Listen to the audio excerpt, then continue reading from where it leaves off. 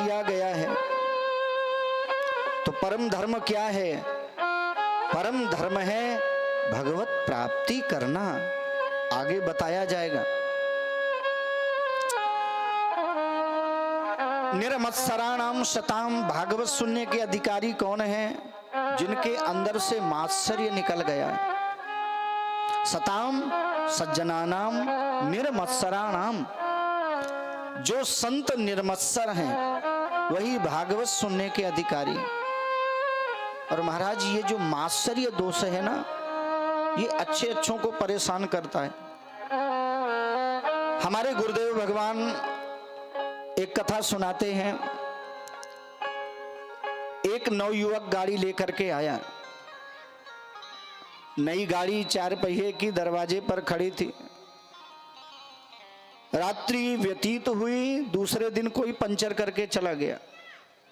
उसने सोचा पंचर किसने किया है, रात्रि में उठ करके देखेंगे। रात्रि में 12 बजे उसने देखा एक व्यक्ति हाथ में कील लेकर के और हथौड़ा लेकर के गाड़ी के पास में आया, फिर पंचर करने लगा। उस नवयुवक ने पूछा, भैया आज तक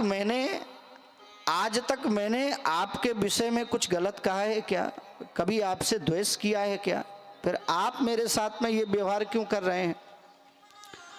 उस व्यक्ति ने कहा, मेरी अवस्था 80 वर्ष की हो गई, मैं साइकिल से मोटरसाइकिल नहीं ले पाया और तू कल का छोरा 4 पहिए की गाड़ी में घूम रहा है। तो मैंने सोचा यदि मैं 4 पहिए की गाड़ी में घूम नहीं सकता तो दूसरे की पंचर तो कम से कम कर ही सकता। निर्मत्सराणाम सताम, यह जो मात्सर्य दोष है ना, यह मात्सर्य दोष कभी भी जीवन में उन्नति नहीं करने देता।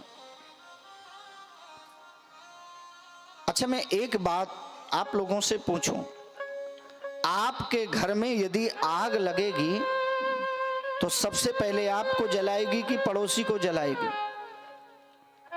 अरे बोल दो जी, हमको जलाएगी।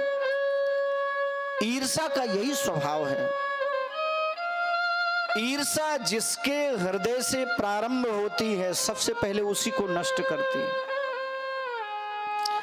इसलिए हमारे महाराज जी कहते हैं, अपने से यदि कोई आगे बढ़ता हुआ दिखाई दे तो भगवान से प्रार्थना करो, प्रभु जिस प्रकार से आपने इसे आगे बढ़ाया है इसी प्रकार से आप भी मुझे आगे बढ़ाना।